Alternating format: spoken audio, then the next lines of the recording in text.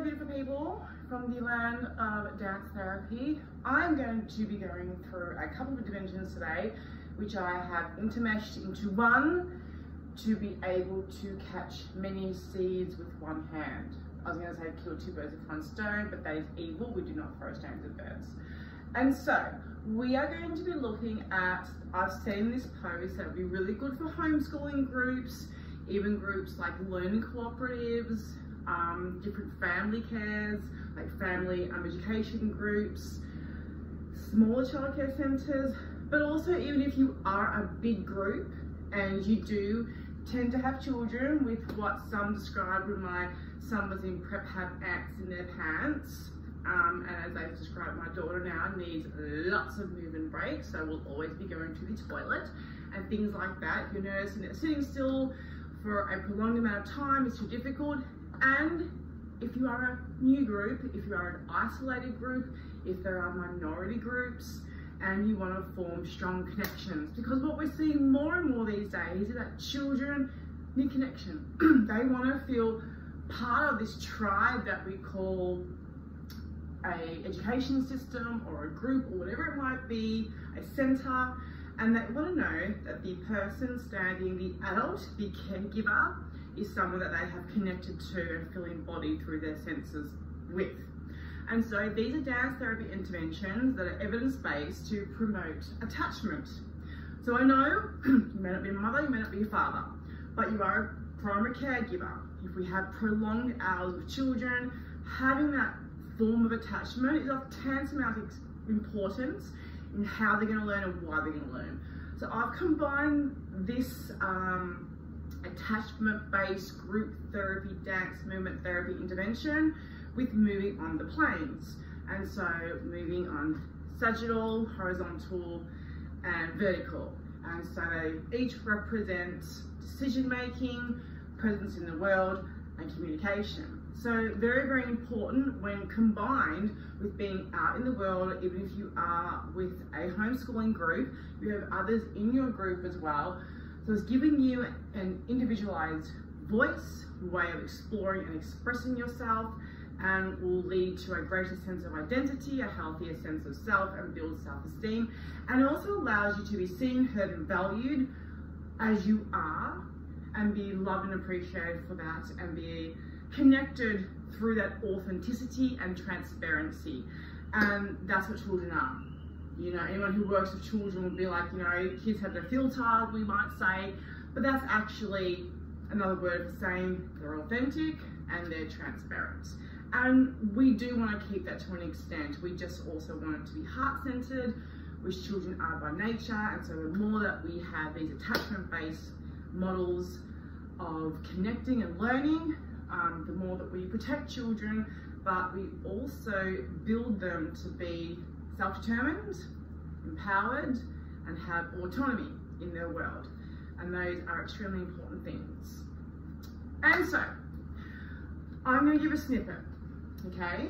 And this is the type of thing that I will sell in a program. Oh, I don't like the word sell, but you know what I mean. If there was to be a prolonged program with a few more interventions, it would be a package. And this could also be something that you are a bit more trained up in than what I will be showing you right now. So let's get to the art of it, okay? So we're going to be moving on the planes, and then we're going to expand upon that, and I'll give you a snippet as to how they can be even further expanded to do with their speech development.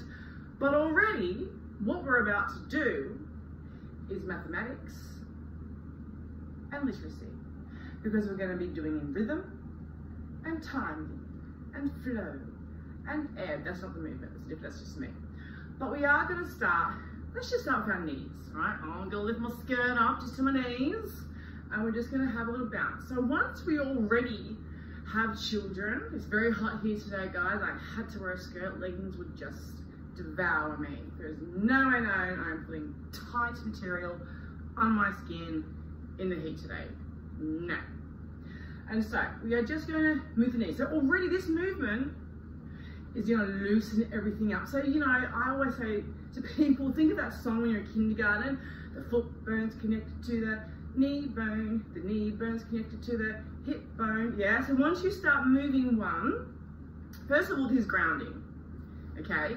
You're coming down. There is a science now, traditional motifs of dance. I didn't even have to initiate that.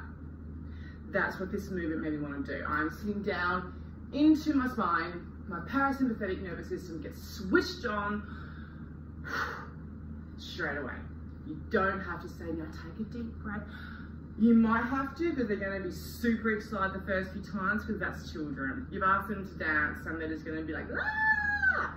And I'll give some more information as to how we also work with that too, because that's authenticity and it's about how we come back to a group. And song is a great one for that. Say everything in song. I'll just stop listening. Jamie, come back to the group. Whatever it might be. Okay, so we're moving our knees. Yeah, and all of a sudden our shoulders coming down. We're going to shake our arms with it now.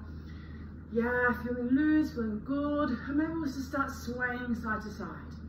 Swaying side to side, flopsy wopsy, like the guy outside the vacuum cleaner store that waves in the wind. That guy. Or maybe you can step. Now we want to start some body percussion, because body percussion is really important for the heartbeat. It's really important for grounding. Why do you think when we stim, we feel nice and soothed again?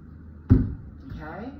Now if you think this is easy for children to do, you got another thing coming, my friend, because I know some adults who can't move left to right, right to left. You know who you are. Ain't no judgment. You do you, boo. But we all know it ain't so easy all the time, okay? And that's cool. So for those ones, we sway. Yeah? Because right now, we are on one of our movement planes that represents our presence in the world. Okay, so you gotta let it be. You gotta let it be where it is. Maybe it's not too expansive just yet. Maybe their presence in the world is a little bit still, you know, hidden because of experiences. Maybe there's a neurodiversity or neurodivergence there where they feel misunderstood. So they've learned to hide a little bit. So they might just be here. And that's cool bananas, no judgment. How about some body percussion though? We're going to make our own music, because that's what we've always done. Yeah? And it's beautiful because then we're in sync. And even if we're not, even if there's a few little, you hear those little sounds across the group of the kids being just a little bit offbeat, it's all metaphorical. We're still finding our place with each other. We're still finding our place in the world. We're still trying to understand the rhythm and motion in our world and feel comfortable with it and to connect. Maybe the world hasn't connected with us. It's not the child's job, it's the world's job, okay? So if you're feeling really funky,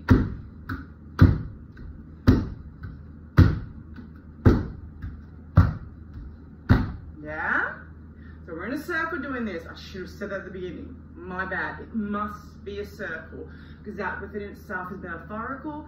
That has been scientifically proven through dance therapy to conduct a sense of belonging.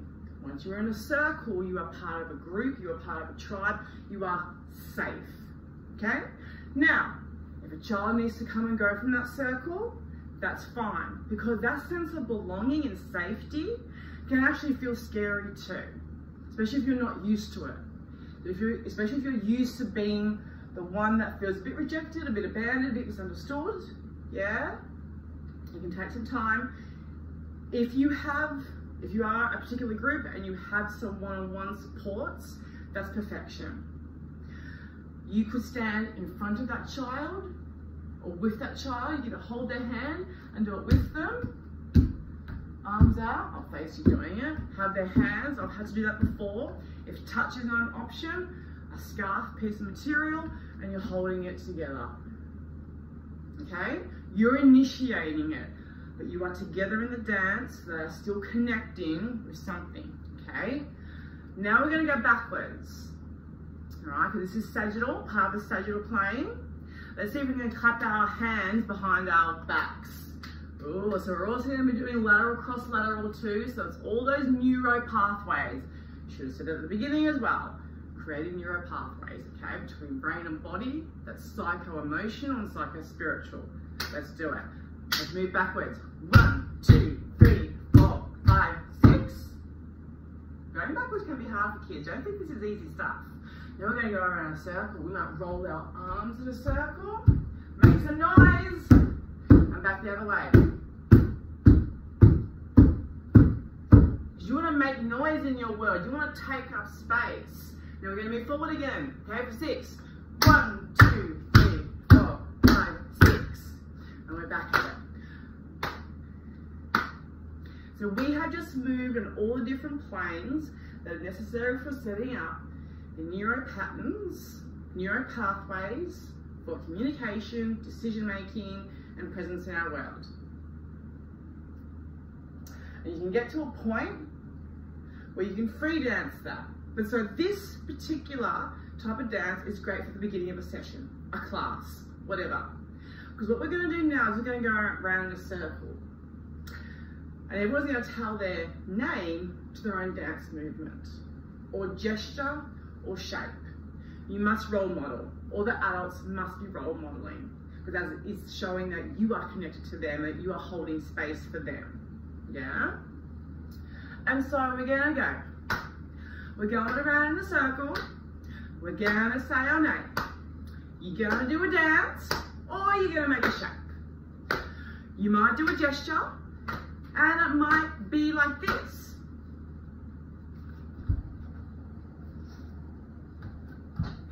Yeah. My name's Rachel. How about yours? Everyone goes around the circle. Hello, Rachel. How are you? How am I feeling today? I'm feeling happy. And everybody copies happy. And you continue that song and that dance, freedom of expression with every single child in that particular circle. And there must be mirroring. So the mirroring is really, really important. I talk about this a lot with those mirror neurons, yeah? All that attachment-based therapy stuff, very imperative to building connections. And I can write some information about that in the information that I'm providing.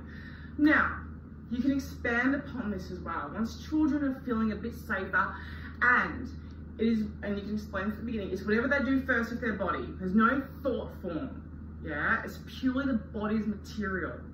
Because that is what they may need to explore and express. It needs to be authentic. It needs to be in that moment, yeah? No judgment.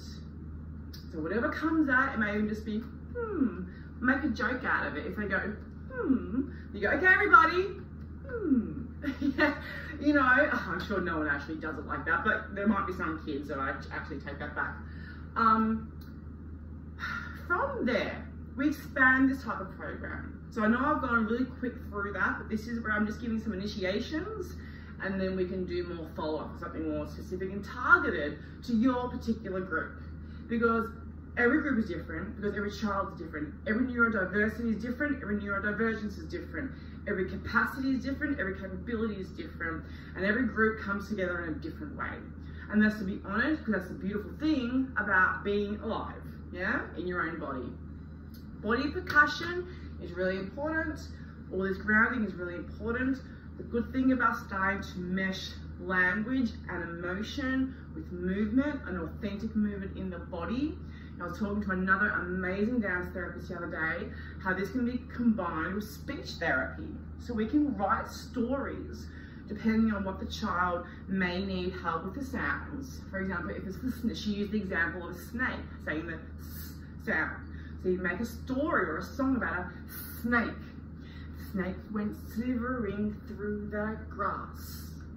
Now all of a sudden they're having to be in their body. Now when we move with sound, with thought, we cement it through the neuro pathways. It's how we give form. That is what art therapy, dance therapy, drama therapy, all these embodied therapies, that's what they're based upon, needing to give form so it concretes a neuro pathway from the brain to the body. yeah, creates this relationship. It becomes cellular memory. It's not just the thinking, especially for the children where it may, you know, it may not connect, just having to see it. There are so many children that learn through their body now. It may be audio, it's visual, it's whatever, it's pre-verbal. You look at a baby, how they're learning about their world, their reflexes. From day dot, we learn about environment and what we need to do and how we need to get about, blah, blah, blah, blah, through the body. So this is our innate way of being. And obviously different children have different variations of this. So that's a very quick snippet. Please feel free to reach out. I would love to work with a range of different scenes and environments and groups and yada, yada, yada. I think there's so much to offer in learning through dance therapy and vice versa. So if you'd like any further information, of course, breaking down these things more, and of course, other interventions that would be possible, please feel free to reach out. Mwah.